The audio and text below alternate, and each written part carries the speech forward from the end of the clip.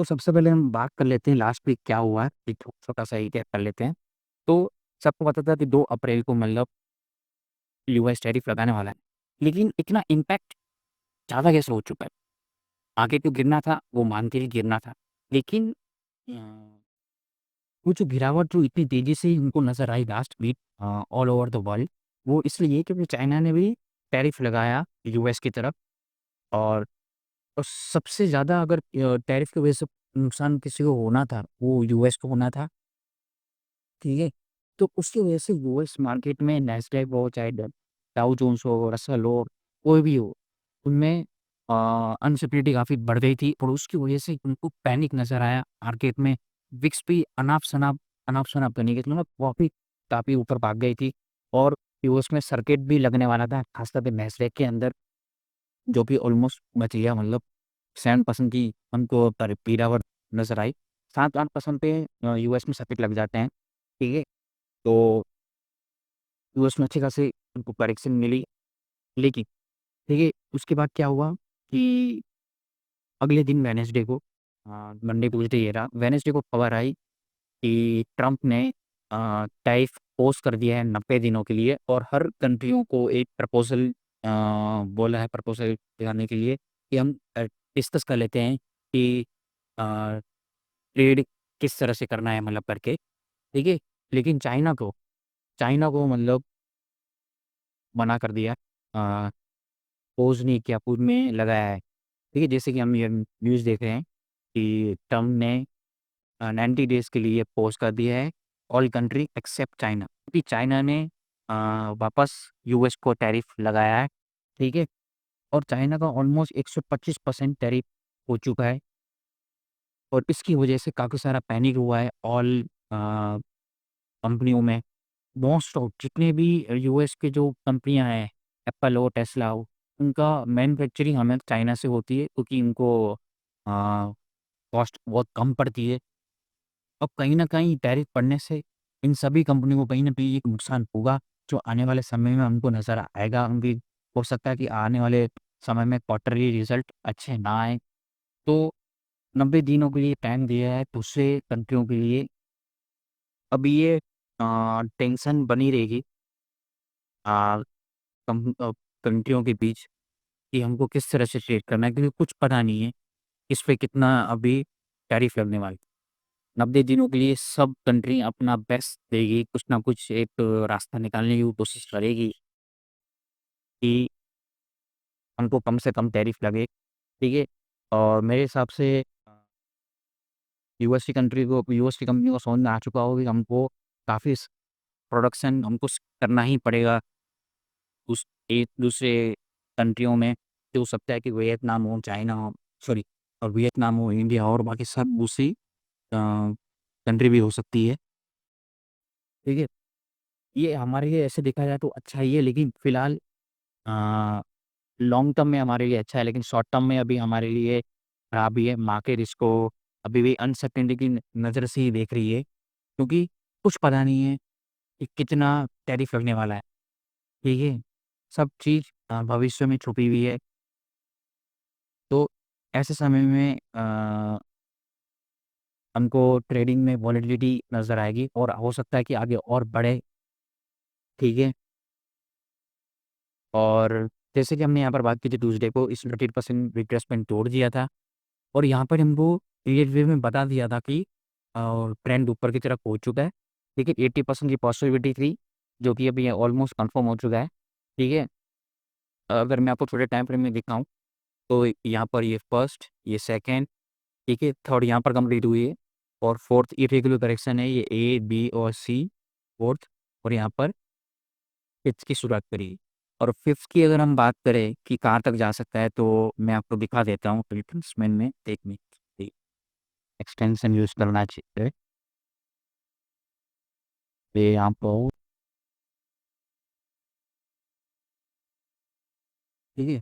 तो मिनिमम इससे 30% तो यहाँ पर कर दिया है और इसका हाई भी तोड़ दिया। तो अभी 68% भी यहाँ पर रुका हुआ है और ज़्यादा से ज़्यादा यहाँ पर 100% इसने दिया है। अगर ये 100% टूट जाता है, तो हमको काउंटिंग में थोड़ा-सा थोड़ा-सा नहीं मतलब, फिर क्या होगा कि ये हो सकता है कि और ऊपर जाए, ठीक है? और ऊपर जाए, फिर हो सकता है कि ये यहाँ इसका हाई भी टूट जाए, लेकिन जब तक ये नहीं टूटता, अभी तो हम ये मान के चल रहे हैं कि अगले हफ्ते मार्केट खुलेगी, तो यहाँ से फिर यहाँ पर कंप्लीट करके, एक फिर हमको वापस एक नीचे की तरफ एक डाउन एक छोटी-सी करेक्शन मिल सकती है। ऐसा फिर वहाँ पर हम एनालिसिस करेंगे कि ये क्या कर सकता है, ठीक है? लेकिन अभी तो ये फिक्स रेट में है, मिनिमम इसने रिक्वायरमेंट पूरी कर ली है और 100% इससे इससे ऊपर जाना नहीं चाहिए। इसका मैक्सिमम रेंज ये यही है, ठीक है? पहला सिनेरियो तो ये है कि ये हो सकता है कि यहाँ पर अ, ऑलमोस्ट 60-70% तो यही लग रहा है। लेकिन दूसरा सिनेरियो भी हो सकता है कि ये थर्ड वेव हो, ठीक है? ये थर्ड वेव हो, यहाँ पर उसने कर दिया है यहाँ पर 1 और या ए, बी, सी और थर्ड की यहाँ पर शुरुआत कर दी हो और थर्ड की फर्स्ट और यहाँ पर सेकंड वेव हो। जो सेकंड वेव होती है 62 पसंद करती है, जो कि मैंने यहाँ पर मार्क भी करके रखा है। मैं आपको और बताऊँ, ये देख 61 से 70% आएगा, ठीक है? अगर ये सिनेरियो नंबर 2 है तो। अगर सिनेरियो नंबर 1 हुआ तो मैं आपको दिखाऊँ जैसे कि हम इसकी काफ़ी सारे वीडियो में हम बात कर ही रहे हैं। ये देखो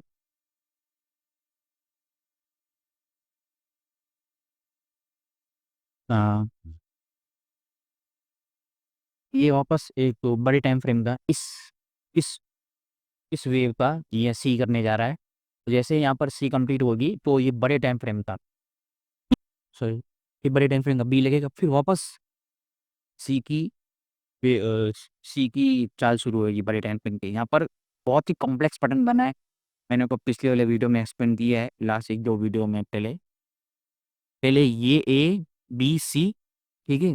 फिर इसका ए, बी, सी, अब बड़े टाइम फ्रेम का हो सकता है कि ये ए और यहाँ पर बी और यहाँ पर फिर वापस सी कर, ठीक है? बहुत ही कॉम्प्लेक्स पैटर्न बना है, मार्केट बहुत ज़्यादा कन्फ्यूज़न है और ये 90 डे का पोस्ट सबके तो इसमें कन्फ्यूज़न और बढ़ा दी, सही बताऊँ। किस कंट्री को कितना टैरिफ लगेगा, अब तो पहले तो पता था कि चलो इतना-इतना लगाया करके। देश आपस में कुछ ट्रेड कर लेते जैसे कि रसिया, चाइना, इंडिया दूसरे कंट्री मिलके आपस में कुछ ट्रेड करते ताकि हमको कॉस्ट कम आती। लेकिन अब अनसर्टेनिटी ऐसी हो चुकी है कि किसी को नहीं पता कि किस किस देश में कितना टैक्स लगने वाला है। ये जो मूवमेंट है ना आपको ये जो ऊपर नीचे वो आगे भी दिख सकते हैं, सही बताऊँ तो। तो हो सके तो क्वांटिटी कम रखना ट्रेड करने के लिए, क्योंकि वॉलेटिलिटी बहुत है ऐसा। हालाँकि ट्रेडिंग करने में अगर आप जल्दी से स्विच कर पाते हो तो काफ़ी आसान रहता है, क्योंकि साइडवेज़ नहीं है अभी ऐसा, ठीक है? मेरा व्यू यही है कि ये नीचे जाएगा, ये एक बाउंस ही है, ठीक है? क्योंकि मेरे दिमाग में मैंने सोच के रखा है कि मुझे इसी को नीचे की तरफ ही ट्रेड लेना है, ठीक है? क्योंकि मेरा व्यू नीचे की तरफ ही है, इतना में अपसाइड मेरे को पोटेंशियल दिख नहीं रही है। क्योंकि फिर रिस्क टू रेशो खराब हो जाता है। हालाँकि अच्छा खासा बाउंस आया है लास्ट इस साल में भी अगर हम देखें, ठीक है?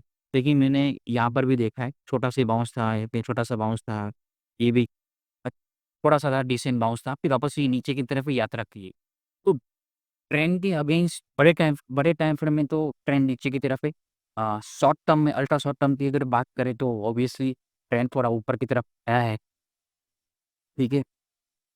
लेकिन मेरी पर्सनैलिटी के हिसाब से मैं हमेशा ट्रेंड के साथ ही चलना पसंद करता हूँ।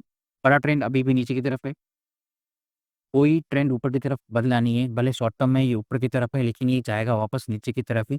भी अनसर्टेनिटी का माहौल चारों तरफ ही है, ठीक है? तो जैसे कि आपने अभी बात की मतलब ये यहाँ पर तो नहीं रुक सकता, ठीक है? 20% पे मैं रिट्रेसमेंट वापस लगा लेता हूँ।